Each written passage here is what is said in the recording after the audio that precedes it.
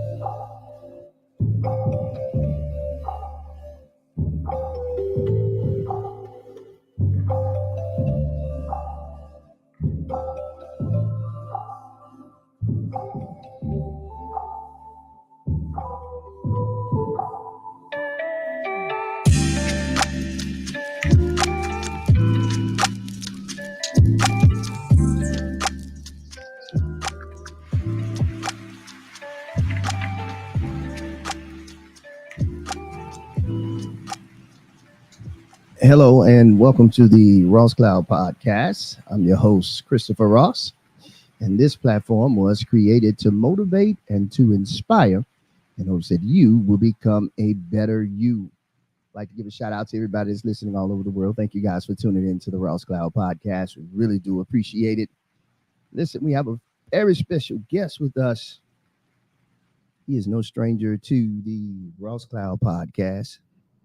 And we've had this gentleman on before, and we want to make sure that we give him another opportunity to really delve deep into his book. We have the author Joseph S.C. Wade III. He is the author of the book A Love Letter to Nubian Queens, a look into the heart of a Black man. As you can see, this cover is the cover of the book is absolutely amazing. You see the detail, the purple royal, and it's a beautiful book. So make sure you guys go out and pick this up. All right, Mr. Wade, how are you, sir?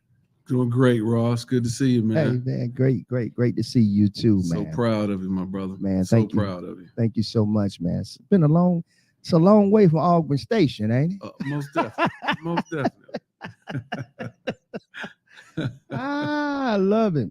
Yes, sir. I love it, man. I'm again, man. I wanted to tell you thank you again for gracing us with your presence here on today on the Ross Cloud Podcast, man. To come again to kind of talk about the book again. We got into it just a little bit, but I felt like it was a lot we missed out on, and a little more meat on the bone. Yeah, we could put a little bit more meat on this conversation, man. Right. And as I stated before, the texture, the color, it's a good feel on the cover too, man. Yeah. So let me ask you a little bit about that. Who did your cover for your book? Actually, it was the publisher by the name of William Lee from Lee's Press. Okay. He did the mock-up and got me the smooth texture on the cover. Yeah. I just told him exactly kind of what I wanted to see, which was a young lady on the seashore. And he took it and ran with it. Yeah, he did. So he actually did the artwork and everything, man. Yes. That's wow, man. Yes. Amazing. Is this a Black publisher? Most definitely. Oh, wow. Yeah, man, he's out of Charlotte, I believe, right now. Okay, cool. Shout out to you, brother. Mm-hmm. You did an amazing job. Good work on this. So you just pretty much told him your vision and he ran with it. Absolutely. Yeah, that's beautiful. That's beautiful, man. Absolutely. It's a very, very beautiful title too. A love letter to Nubian Queens. A love letter. So is this book kind of comprised of different letters?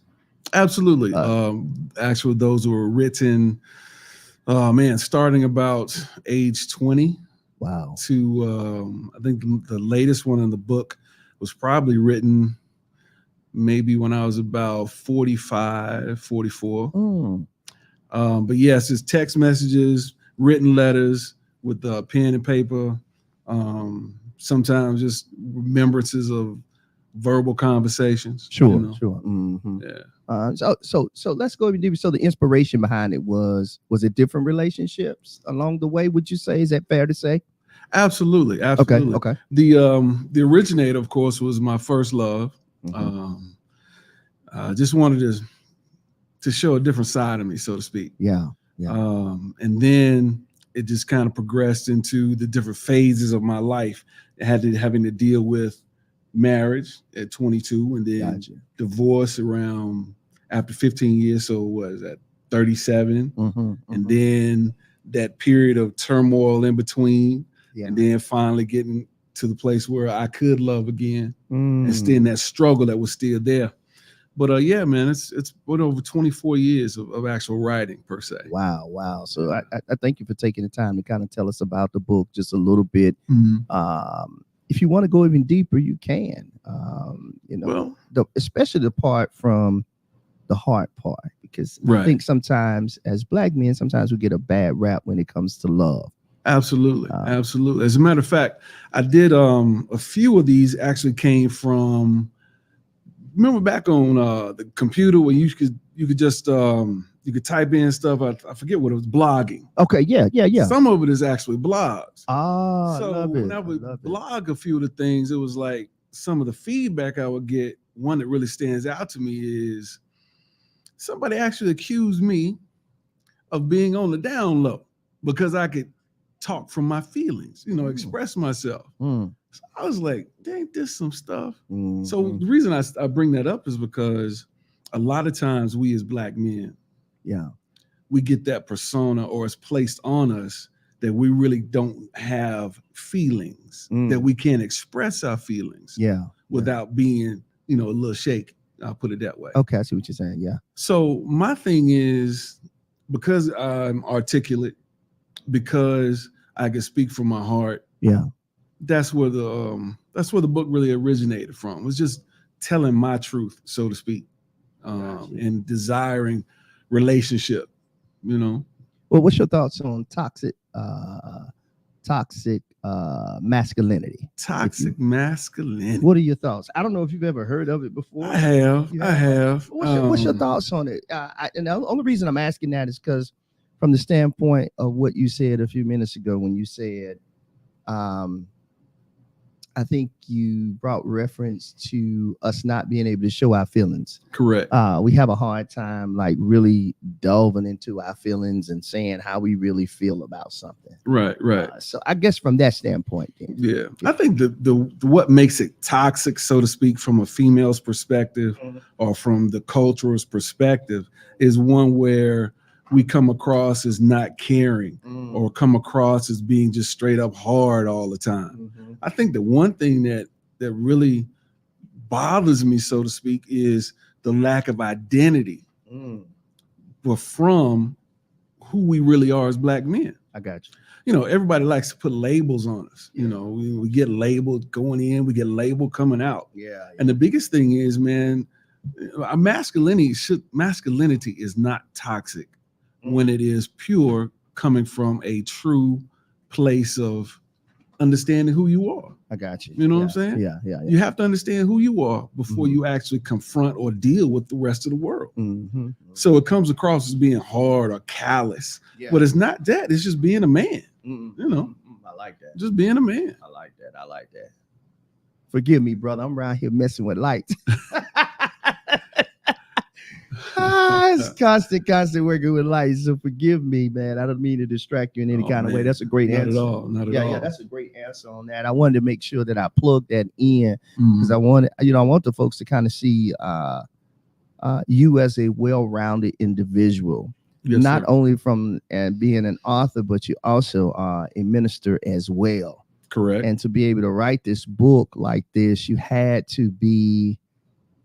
had to be another side of you too. You know what I'm saying? We know that spiritual should be kind of the way that we move in our life anyway. Of course. But I like the fact that when you wrote this, you came from a human standpoint too. Exactly. I think that's the right word I want to use. Could you kind of talk about that a little bit? Sure. I think the biggest thing is the vulnerability piece.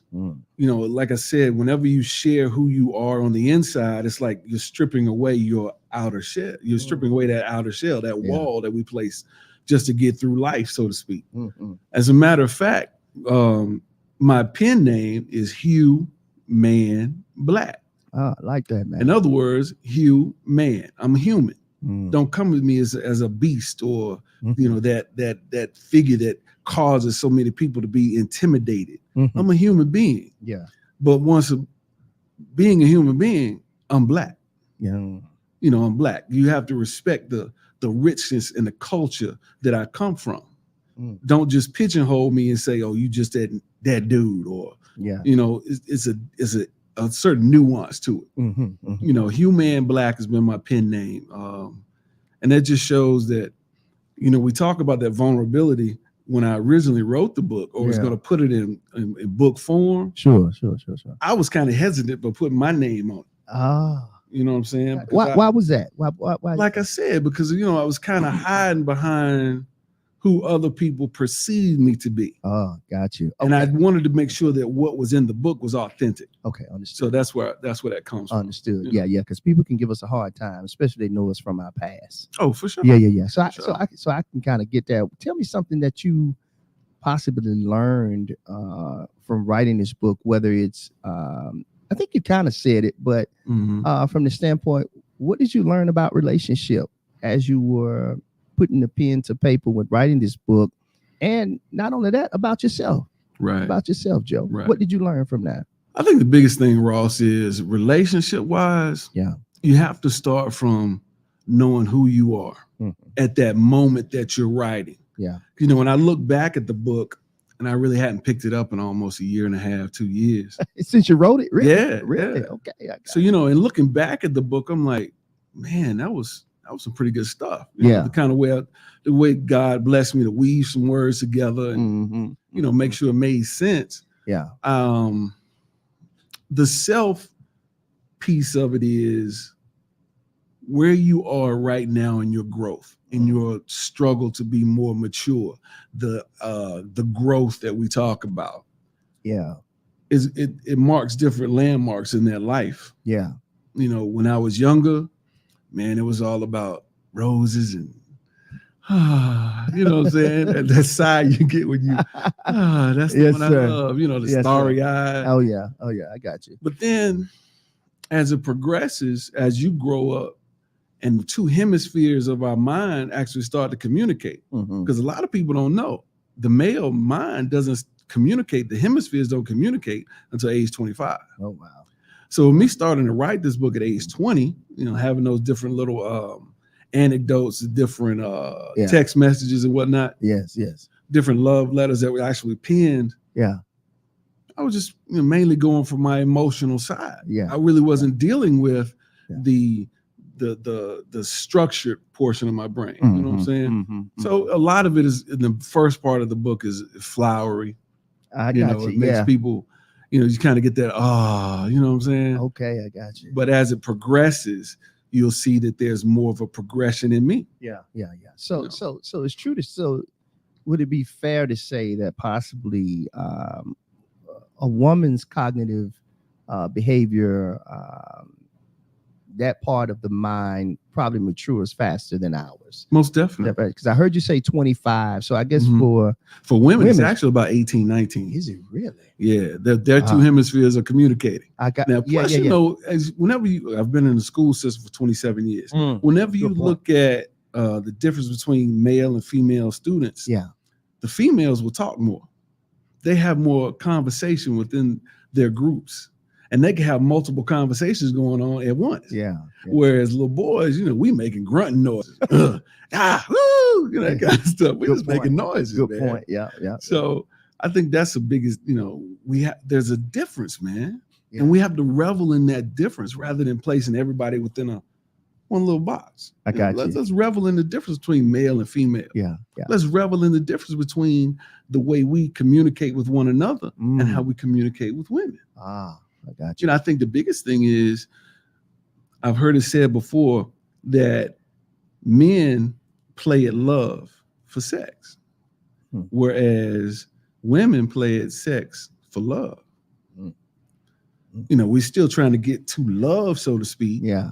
But we're going at it from different angles, from different sides of the same coin. Yeah. You know what I mean? Yeah. You know, something that you said that in today's society, the way it's portrayed, though, it seems like women have become more aggressive sexually, and I don't know from the standpoint if that could be because of what's being pushed in the music now, what's in the forefront, the things that we see, which is a great segue for me to ask you this question. What do you think the problem is today between men and women? You know, boys, the times are different. Most definitely. It's you know, it's a different day that we live in. Yeah. And so I guess this question could be kind of broad if you want it to be, because there are some of us that have those core values that we grew up with, and we still hold on to those. Correct. And then now we have a different generation now where the focus is a little different. Right. The focus is a little different, but I don't want to get off my I don't want to go on a tangent, basically. So I want to stick to the question. What do you think the problem is from that standpoint? What is the biggest thing from your perspective that you see in order for relationships to be a whole lot better between men and women, if you would? No, of course. You know what I'm saying? I think the biggest thing is, and I know we have evolved as humans. Oh yeah. I mean, you know what I'm saying? We evolved. evolution is necessary for growth. I get all of Mhm. that, but I just want to ask from your perspective, your thoughts too. Yeah. on that. Coming from a kid that was raised by baby boomers. Mm. As a matter of fact, my parents, when I was born, dad was 50 and mom was 40. Wow. So, a lot of folk would say you were raised by grandparents nowadays. That's what it would be. Yeah. They gave me a certain structure or a certain foundation that said men do this, women do that. Mm.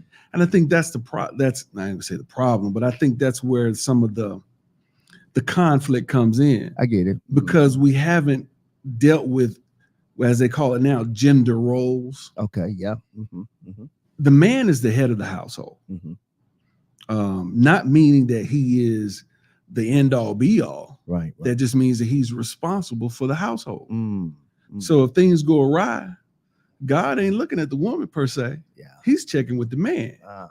What did you do wrong? How did you think about these certain situations? Yeah. Did you confer with me? Mm. The other thing is, men and women today have a difficult time with a word that's really going to be dirty. Submission. Ooh. Nobody wants to be submitted to anyone anymore. Nah. The biggest thing is we are refusing to submit to God. Mm. Mm. It goes God, Mm-hmm. Christ, Holy Spirit, Yeah. man, woman, child. Mm. We screwed up that order because man decided, oh, I don't need God. Mm. I'm a God of my own. Mm. I've set my Invictus. I set the sails. Mm. I'm the master of my fate. Mm. Whereas we've forgotten that God is the one that places here. Mm-hmm. He is the potter. We are the clay. Mm-hmm. We've decided that we want to make God who we want to make him so we can be comfortable. Mm. So that's why we don't submit. Mm. But if we submit, the man submits to God. When he submits to God, his woman now can say, I can submit to him because there's somebody over him. Mm-hmm. Not that a woman is going to follow blindly. I don't say that at any means. Right. But as long as that man is working, giving his life and submission of his life to God, Mm-hmm. then that woman can find her place there. Mm-hmm. And her place is not underneath, I got you. but beside that man. Okay. God made woman from the rib of Adam, Yes. not Yeah. the foot bone, Right. not the head bone, but from the rib, so they could walk along beside each other. Mm. But whenever God wants to know what's going on with the relationship, he says, man, you're responsible. Yeah. What we going to do? Yeah. Joshua, as for me and my house, Yeah. we're going to serve the Lord. Yes. So, it's just about the man being the responsible for what happens in that household. I got you. And I think that submission is the word that people are refusing to go along with. Mm. You see that less and less frequent within marital vows now. Submit. Man, that's a dirty word nowadays. Not anybody doing that no more. Right. It's almost like equal playing field now, almost.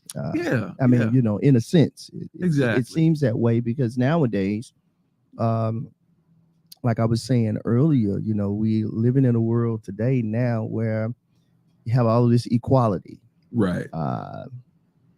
And sometimes your wife might make more money than you. Absolutely. So that changed the dynamics of It the does. relationship too. So how do you think that how do we work through that as men without feeling like we're losing our role Mhm. as a leader in the home? How does that work for us? Like, I think you have to be a pretty secure man too. Oh, most definitely. But I'll let you answer that. Yeah. From your perspective, how do we navigate through that as men? Not all men, Mhm. but some men whose the wife has taken the front role as it pertains to the financial status, Correct. because women are in leadership roles now, Correct. in executive companies, Mhm. CEOs of companies, Right. and I think it's great. For Don't sure. get me wrong, I love it, but I want to know from your perspective, how do you think we should handle that as men? I think the biggest thing is we have to come back to the ideal that man is the provider. If man is the provider, then that means that even though he doesn't make the same amount of money, he's still, once again, responsible for what happens financially in the home. Yeah. I think that once again, it takes that submission by the woman to say, he's going to make the best decision for us when we get together and discuss things. Right. You know what I'm saying? Yeah. As a matter of fact, you hit on the subject that I live with every day. My wife makes more money than I do. You know, and it's been that way since we got together, since the time we met. Wow. God has allowed me to respect her or to love her. And then she has gotten to the place where from the beginning that she respected me, respected the manhood in me, respected the leadership in me. Right. I think that's like, once again, women have to submit because the man has submitted to God. If we can control who our God really is, who we look to be our God. You know, our God can't be that almighty dollar. You know, capitalism in America really has taken the place of quite a few deities. You know, that almighty dollar. It says in God we trust, but I think sometimes the God that we trust in is what's on that green. On that green paper. Without a question. You know what I'm Without saying? a question. So I think that has a lot to do with it. Once you understand who you are and whose you are, that puts a lot of things in perspective, man. Yeah. You know, we strive against these questions that come up in our everyday lives based on where people have missed the mark. And they've just missed the mark in regards to who God really is to them and through them. So once we figure that out as a relationship, because that's the most important relationship. I agree. Seek ye first the kingdom of God and his righteousness. And all these things will be added unto you. I think that a lot of times, man, we're looking for the things. And we use God as like that big slot machine in the sky. You know what I'm saying? Come on, God. Yeah. One more time, Jesus. One more time, Jesus. I need a hit today. There you go. I got you. So, you know, I think that has a lot to do with it, man. Plus, I'm just speaking from a Black perspective. Sure, absolutely. Black women, they get a few more opportunities than Black men because they meet two of the affirmative action points. You know, woman and Black. Plus, you know, I'm not a conspiracy theorist, but there are a lot of things stacked against Black men. Especially here in America. And I think the biggest thing is Black women can't buy into that. You know, this Black man, he only is, like I said, when it comes to emotions, you know, we're emotionless, but that's not the case. I think if I could, in regards to relationships, man, and I touched a little bit on in the book, in the latter portion of the second phase. Whenever a man loves someone, we really love. It takes something for a man to say, I love you, and he means it. You know what I'm saying? And then whenever that heart gets broken by what he loves, oh man, you ain't gonna do that again. No. Because we got to protect that. And in protecting that heart, what happens? We become hard. We become calloused. We become jaded. We'll see a good sister, but we always thinking, if we haven't forgiven, we always thinking, now what's her angle? What's she trying to come from? What is she looking for? Because we haven't forgiven. That last hurt. So we've got to grow beyond that. We have to forgive. It took a minute, but I had to forgive my first wife, man. I had to forgive that. And then I had to forgive me. Because once again, the onus fell on me as being responsible in that household. I let some things slide that I shouldn't have. I did some things that I shouldn't have, not from a cheating standpoint, but just from being a leader within the house. So forgiveness was big, man. And if we can't forgive, then that causes the next relationship to be worse than the first relationship. I agree. Because forgiveness is a way to climb a mountain. Unforgiveness pushes us down that same mountain. Oh, that's good stuff.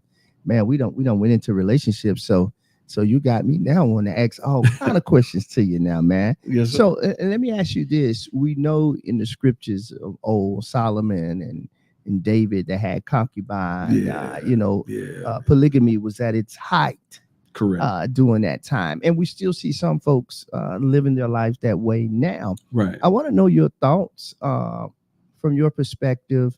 and just from a gauge of, from I guess a spirit, I just would say a spiritual walk too, with God. What are your thoughts about polygamy and those that say God ordained this, that this is the way it should go, and everything? I just kind of want to hear your heart and your thoughts about that. Right. I know that, and I know we're talking about a love letter with a black. I saw a black, but it's all in there. But okay, it's all in there. Okay, good stuff. There. Okay, so the reason why I say that is because God never ordained man to have multiple wives. Keep in mind, at creation, there was Adam and there was Eve. One on one. Two become one. All right. So this is one thing I used to do that the guy hit me up during Valentine's Day a few years back. If you hold up two fingers, yes, and I hold up these two fingers just like this, you see two. But at a certain perspective, when I turn it to this, I only have one view, one perspective. It's still two fingers, but when I turn it, it's still just one, because you only see one. Yes, sir. So we have a hard time in regards to two becoming one. God allows some things, but that doesn't mean he ordained the same thing that he's allowed. It's kind of like whenever you are a parent, you have a child that you say, listen, I want you to do your homework. Then after you do your homework, you may have some time to go outside and play. Well, some days the parent may say, you've done a good job. So does that break the law, saying that you don't have to do homework first? Sometimes that parent will say, don't worry about the homework tonight. We're going to go out and celebrate. Right? Yes, yes. So does that mean that the parent did something wrong? Does that mean that we got a chance to question God because he allows man to do some things that are supposedly not within the law or outlined? You catch what I'm saying? Yeah. Whenever you think about Solomon, especially, and David, Solomon married some women that were political marriages to make things stay okay between king and king. Understood. That's what I'm saying, between kingdom and kingdom. So is it fair to say that during that time, it was kind of like a rite of passage? If you, whatever the king said, the king go. Whatever. For sure. Okay. Definitely. So in that sense, how can I say this? It was a rite of passage. And, when I think about, and I just hold on to that thought. Yes. When I think about a monarchy, right? Yeah. It's almost like the perfect way that God would want us to live our lives. Almost. I know it's a lot of turmoil that goes within that. Right. And so I guess and I don't want to sound simple-minded when I say this too, but I'm really just asking a general question. Like, do you think God gives them a pass because of that? And I know they got punished, and a lot of times the punishment we didn't see. David lost his son. For sure. A lot of fighting within his family dynamic, and it carried on over into his lineage. Exactly. He saw this, children out of wedlock, just a lot, just a lot. And we even see ourselves as men going through some of that turmoil from having those multiple wives. Yes. So I guess what I'm saying is, what I'm asking is, so it was just like a rite of passage. I think I said it already. Yeah, so to speak. But what I'm saying is kind of look at it like this. Whenever you have a law, and I don't mean to sound redundant either, though. No, not at all. Okay. Not at all. Whenever you have a law, the judge can say, I forgive you by saying you can have probation rather than sending you to prison or putting you in jail, so to speak. By the same token, God sometimes says, okay, they ain't quite ready for this. I see their sin. I'm not excusing their sin. Sure. But what I will do is I will delay the repercussions and the consequences. I got you. Now, see, man, on the other hand, we don't see that that's God showing us mercy. We'll say, oh, we got over. Yeah. Well, we didn't get over. God just delayed the consequences. So sometimes, even as a parent, once again, God is our heavenly Father. Even as a parent, you'll see your child do something wrong. Yeah. Now, if they're running out in front of the street, immediately you go and get them. Got you. because that's death that's right there knocking on their door. Mm-hmm. But then there's other things where you say, okay, you really don't believe that you're doing your homework matters. Mm. So I'm just going to say, okay, all right, you didn't do your homework, your grade slipped. So now you don't get that car at 16. You got to wait till you 17. Yeah. So it's like a delayed punishment, so to speak. I love it. But it's still going to be there unless we what? Fall under mercy. I see what you're saying. And grace. Yeah. Just as a parent will have grace on their child. Yeah. Have mercy on their child. Yeah. That's the way God does us. So what are the limits? Switching gears now. What are the limits on the bed being undefiled? My brother. How far, my brother. How far does that go? Should we be inviting others into our bedroom? Should we be? No. Once again, what did I say in regards to God creating man and woman? Gotcha. He created one man for one woman. Mm-hmm. The marriage bed is undefiled. Okay. Between the two. Right. Male, female. Right. Married in their bed. Gotcha. Now, you don't bring no third party into that. You don't bring a third or fourth party into that. I love it. I see, because look now. Yeah. Anything with two heads is what? A monster. Yes, sir. I don't want no monster up in my room. I'm trying to have peace when I go home. PEACE. Right? Yes, sir. So, yes, sir. By the same token, women don't want a bunch of helter-skelter. No. See, because let's look at it. Let's look at it. Thank you for answering this question too, very honestly, because I really wanted to answer it because I wanted to get your response off of it. For sure. I appreciate that too. For sure. Think about it, man. Abraham, he had a wonderful wife named Sarai. Yeah. As a matter of fact, when her name was Sarai, he was still Abram. Yeah. All right. So Abram and Sarai, God done promised him he's gonna have some kids. Yeah. He's gonna have one child that's gonna bless, and then he's gonna have many children after that. Right. Right. Mm-hmm.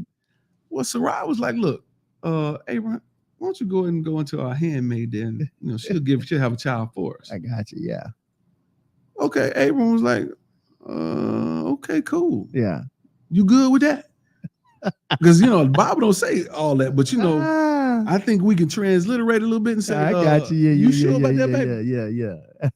So he went ahead and went with the flow. Mm-hmm. When the child showed up, there became animosity between Sarai and the woman that he had the child with, which was her handmaid. Okay, got you. All of a sudden, you got problems in the house. Yeah. Catch what I'm saying? Yeah, I do. So that's the kind of thing that, we don't want to broach that because God has said one man, one woman, married. Mm. You leave and cleave as a husband. You leave your family and you cleave to the wife that God has given you. Right. Why do you want to add some foolishness to that? From the flesh standpoint and carnality, dude, what? Two? Are you serious? Are you keeping it real? Yes, but from a spiritual sense, no, bro. That's the death. That's the death of that relationship. Hey, I appreciate that is truly the death of that relationship, man. I really do appreciate you for answering that very honestly from a spiritual standpoint and a very honest, transparent human standpoint. Oh, yes, sir. I appreciate that, yes, man. Sir. See, because, man, we live in the world. We're not of the world, but we live here. I love it. We get affected by sin. We get affected by our surroundings. That's why we have to repent on a daily if we're going to live with Christ. But what I'm saying is some of that stuff that we see on TV or is thrown up by the media, man, we can't live like that. God didn't intend that mess to be for real for us. Some things we don't even have to deal with. I got you. You know what I'm saying? Because I beseech you, therefore, brethren, by the mercies of God, that you present your bodies a living sacrifice, holy, acceptable unto God, which is your reasonable service, right? Mm-hmm. So we got to present our bodies to God. Yeah. He wants our spirits to be right because he is spirit. Yeah. And we must worship him in spirit and in truth. But he also knows that he made a body. Mm-hmm. So we got to present that body based on what the spirit says. The other thing is our spirit, where is that? Is it in our heart or is that in our minds? Mm-hmm. Well, I say it's in our minds based on Romans 12:2.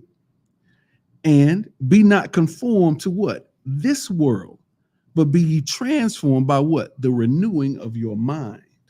So there's certain things that we deal with on a carnal or worldly basis that starts to taint us, that takes us away from the likeness and image of God, which we were created in. So to get back to that image and likeness, we look like what God looked like. Yeah. That's the image. But the likeness, we got to renew our minds to think like him. Gotcha. We got to do that. So that's why it says in Romans 2, hey, don't bend to the way the world wants you to bend. Be different. Yeah. Yeah. Be your own person. Be an individual. I love it. But let's be an individual for Christ. Yes. Because that seems to be the non-norm. I got being Christ-like. Yes. Yes. All right. I thank you. I thank you for giving us a quick little Bible study too, my Yes, sir. Church City, man. I will be receiving my offering later on. No. So I want to double back. Yes, sir. And we get back into the essence of the book, A Love Letter, and I am on page 10. Okay. And I like that. I actually like this right here. It says chocolate fantasy, warm and sweet. Yes, sir. And I love it because we all love chocolate. Hallelujah. We all love chocolate. We really do. Mm-hmm. Dark chocolate, light chocolate, regular chocolate. We like some chocolate. Yes, sir. And we got it all in our race. Correct. And it's beautiful. Yes. So if you would, now listen, y'all got to buy the book, but I want Joseph to read, if he doesn't mind. You mind? No, not at all. If you would, he's going to read Chocolate Fantasy, Warm and Sweet, and then give us kind of like, a backstory on this, if you would. All right.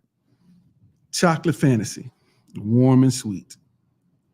There is a heat, not from the sun, but from the soul that burns for one so tender, luscious and sweet, one for whom my passionate heart doth surely beat. Her style, her grace, her smile, her taste, they have captured and engrossed my soul. Mwah, to my sweet, yes, sexy, sir. sensual angel. Yes, sir. The succulent essence of the beauty.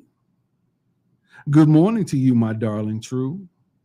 Out on the ocean vast, there sails a ship with the dreams of men's souls, dreams of passion, shared with the one love of a lifetime. The captain of this unique vessel has the precise vision stored for every sailor true. Soft, gentle, succulent strength of heart, tender virtue of sincerest beauty of soul. My dream has a name and a delicious form. Love is her name, and golden chocolate is her dulcet facade. Good morning, beautiful. You know, a lot of times, man. Yes, sir. Right on. A lot of times, some of these. Hallelujah. Hold on. I got to give you a hand cap on that, brother. Hey, to God be the glory. Love our sisters. We Yes, love indeed. y'all. Yes, indeed. Go ahead, brother. I think the biggest thing is, though, sometimes you notice at the end I said, good morning, beautiful. Mm-hmm. It was just my way of saying that I could say good morning without just saying good morning. Good morning. Yeah. A lot of times, man, a woman just wants to hear what you really mean to her. Mm. She wants to hear how you really feel about her. What is it that really engrosses her to you? Yeah. You know, what aligns that heart with yours? Yeah. Are you just playing with that heart? You know what I'm saying? Mm-hmm. Mm-hmm. So a lot of times, man, it was just ways to say hello, you know, without being mundane or with the same status quo. Yeah. You know, it's always about growth, and it's always about letting that person you love know that today I didn't just wake up and say I love you. Yeah. I woke up and I still had the pleasure of your chocolate on my mind. You know what I'm saying? So, Hot dog. yeah, that's People don't even say hot dog no more. I just went on and said it. Hot dog. Hot dog with a dog. John Brown. Yes, sir.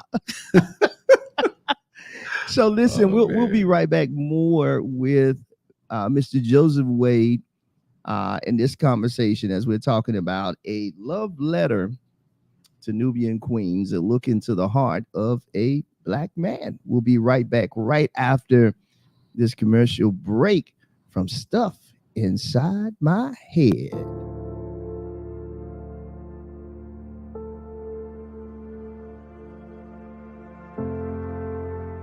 Where I'm from, did nobody talk to no damn shrink.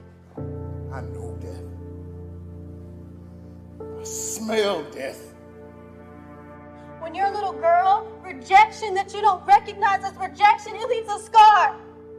I was drawn to her nectar as a bee is to honey, and indeed her taste was sweet. My skin,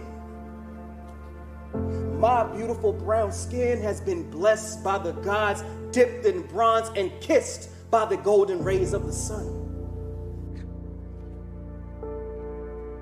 Man, the prison hurts, man!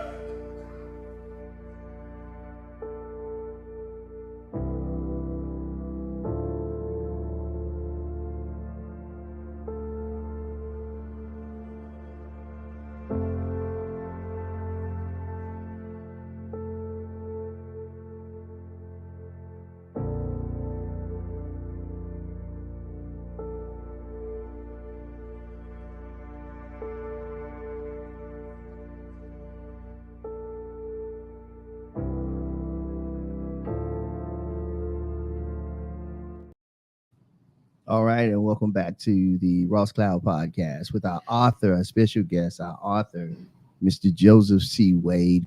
And while we was on that break a few minutes ago, I heard something that you said that, you know, first of all, we were talking about money and money being the driving force behind why some of us do what we do for things. We're chasing things. Exactly. But you said something a few minutes ago. If you would, can you repeat that again as you was talking about you know, it really ain't so much about, I'll let you finish that. yeah. You know, the thing is, man, I'm just so proud of where you've come from. Like you said, Augment Station, long time ago, my brother. And I'm just really appreciative of this opportunity. And it's not even about selling books.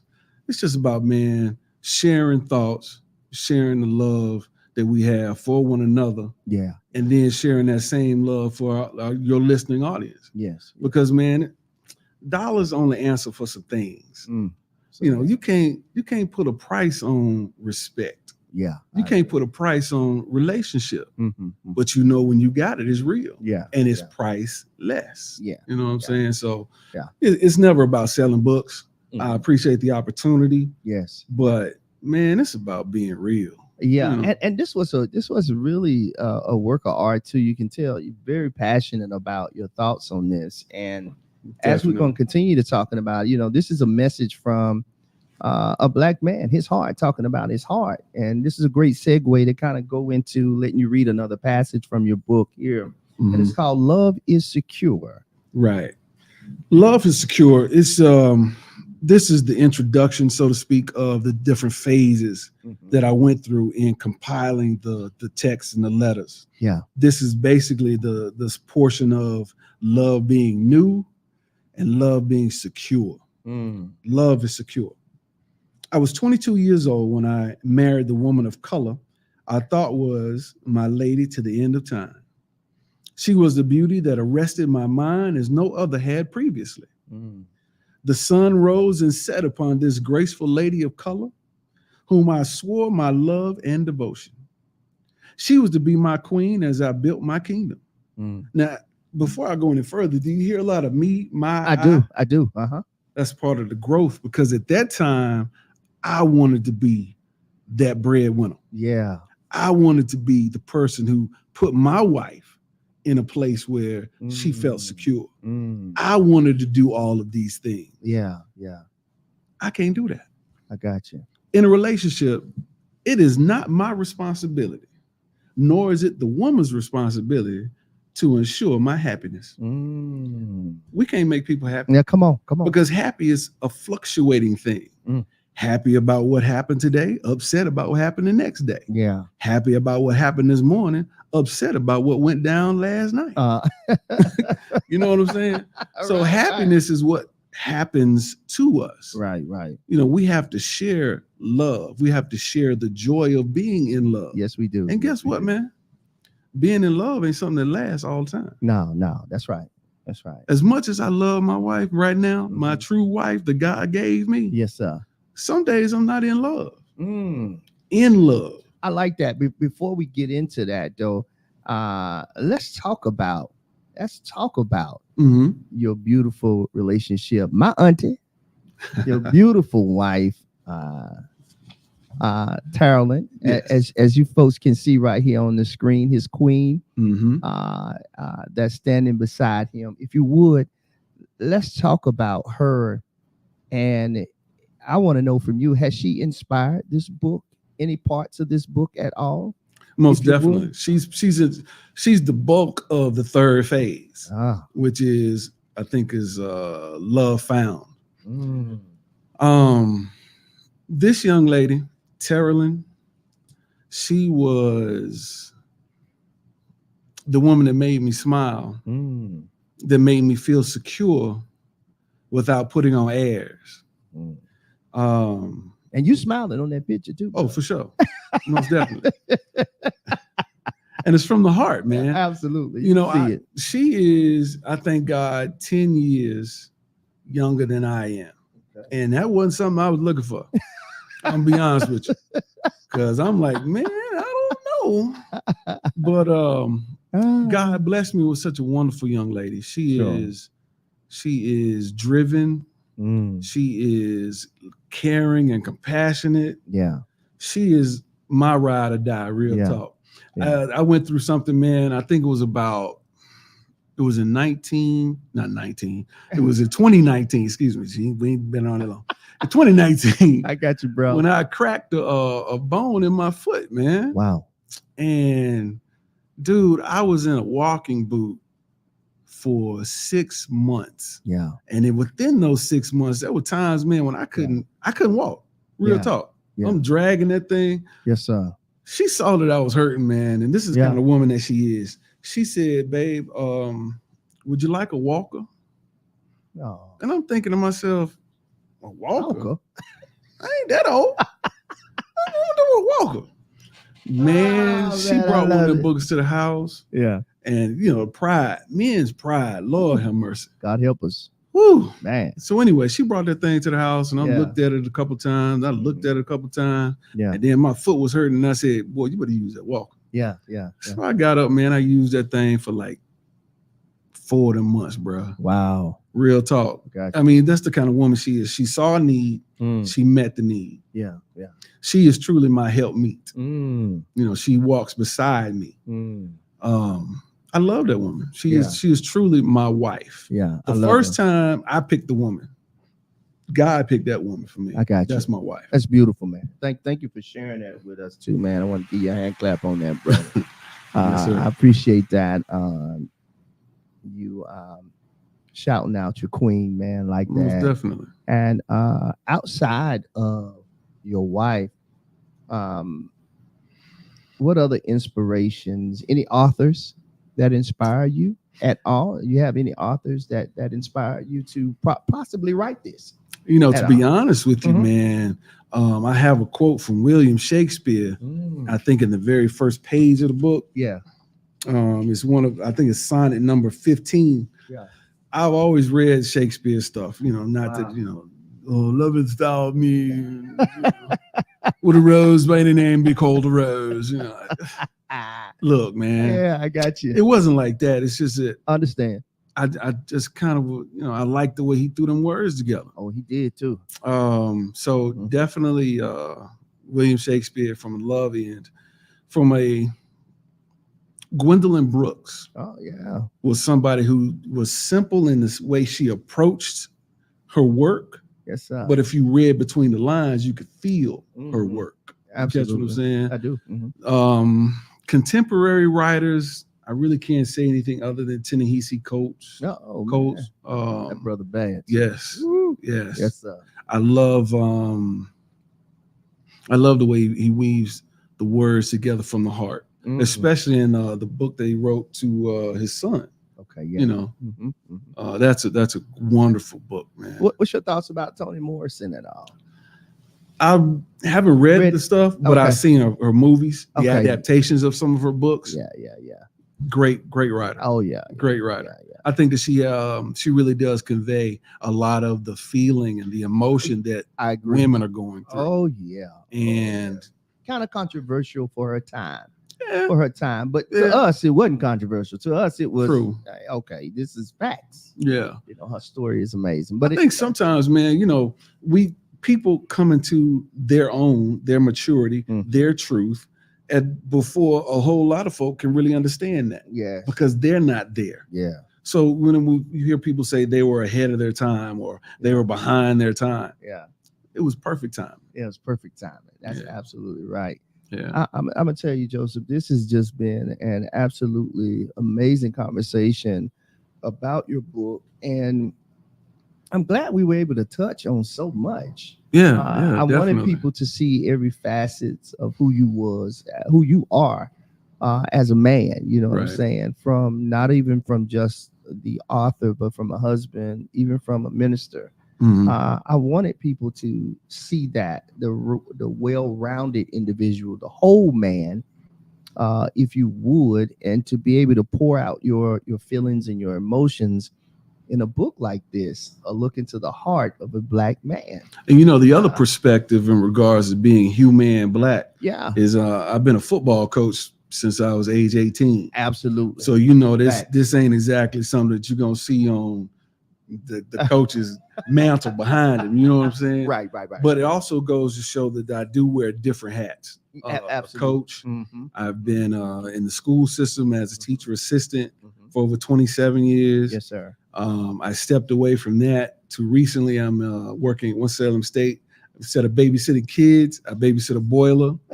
Right on. Being a minister in the church, we learn different hats like Dork and the Sound. Oh Lord, doing the lighting from time to time. Okay, yes, sir. Yes, sir. God allows us to do and be so many different things that make up who we really are. I agree. You know what I'm saying? Because what he does is he pulls out different aspects of who we are, so he can use us. To get us back to that likeness that we talked about previously. If you would, before we close out, there is a title in here. I want to say is it called Hugh Love? Say again? Is it called Hugh Love? And I said that because of Hugh, as in hue of love. Hue of love. Hue just being a different color. The color scheme, HUE. Thank you, man. Thank you. Rather than HUGH. Okay. I went with HUGH, but based on the difference, nuances of the Black race in the color scheme, so to speak. I used to be one that was caught up on color myself. Right. Because, man, I used to like light. I got you. The caramel, so to speak. But once you go through and you figure out who it is, what person it is that really allows you to be you when it comes to relationship, being that one person that you're going to set your life aside to. It just so happens that my wife is chocolate, milk chocolate. I love that. But at one point in my life, caramel was it. At another point in my life, the little red bone was it. It was a yellow, so to speak. A high yellow, as we like to say. Right. But I think the biggest thing is it doesn't matter what hue it is, HUE. I love that. But we have to understand that we're all human. I love it. We're human beings. I love it. And human beings are going to make mistakes. Yes, human beings are going to upset you. Human beings are going to make you rejoice. Yes, sir. And they're going to make you cry from time to time. Absolutely. But we have to, once again, deal with forgiveness, understanding our identity and our roles. And man, I appreciate it. Oh, man, absolutely. Listen, make sure you guys go out and get you a copy of A Love Letter to Nubian Queens, a look into the heart of a Black man. This is a wonderful piece of work that you put together. I have my copy at home, Yes, sir. and I have read. Me and my wife actually read a few pages together, and Right I on. constantly go back and use it as a reference to, so that we can continue. And not just for my wife, but just for our sisters in general. Just have an Indeed. admiration for our sisters and continue to love them and appreciate them. Yes, Because at the end of the day, we all in this together. absolutely. You know what I'm saying? And to appreciate them even the more so. What a great way to appreciate our Nubian queens. So listen, ladies, men too, go out and get a copy. It's right around Christmas time. Yes, sir. So y'all can go pick up y'all a copy of this. Again, it's a beautifully done book. The texture of it is amazing. It's soft, just like our ladies. And Joseph gave a little wink for that one right there, brother. For sure. Because I'm over here rubbing it. It's beautifully done, though, brother. I appreciate that. Yes, sir. Can Thank you you. tell the folks how they can pick up their copy, Joseph, if you would? Well, it's on Amazon, Books A Million. It's anywhere that you find books. You can find this book. I love it. I don't have copies to sell per se.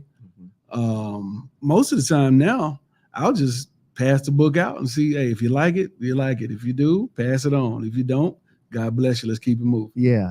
Because like I said, it's not about that dollar figure, man.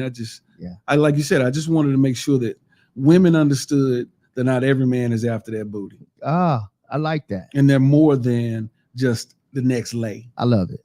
I love it. And then men understand that you can still talk to your woman and make her melt Yes. without having to say, girl, I just want to get up in there. I what I'm like saying? that. So- Romance. Exactly. I think romance is missing out of our culture too. Yeah, definitely. It's missing out of it. Yeah.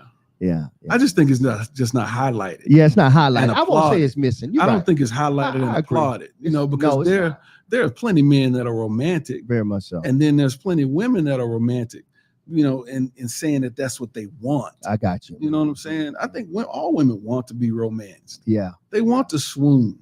Oh yeah. And just like, men, we want a woman to be like, that's my man. Absolutely. You know what I'm saying? Absolutely. Yeah, you do want to feel that. Oh, yeah. I totally agree. But Joseph, man, listen, man, I want to tell you again, brother, if nobody else has told you, man, I'm proud of you. Thank you, sir. I'm proud of you for putting such a masterpiece. And we're praying that you sell 1 million copies, man. Hallelujah. We'll This, touch and agree on that. my Yes, brother. sir. And this gets on the number one, the New York bestseller. Yes, sir. So you can do more of these events. Listen, again, make sure you guys go out and get you a copy of this wonderful book here, Love Letter to Nubian Queens, a look into the heart of a Black man. Joseph, I want to say thank you again, brother. Thank you, for sir. coming through. And we look forward for you doing some big things as you continue on this journey, man. Hey, listen, before we go, I just want to say, Sure. despise not small beginnings. Yes, sir. Everybody had to start somewhere, but I am so glad that you started, because where you started is not where you are, Yeah. and where you are is not where you're going to be. I love you, man, and I Love you too. appreciate you. You're welcome. Thank you for being who you are. Yeah. Christopher Ross. That's it, my brother. That's it. And so listen, y'all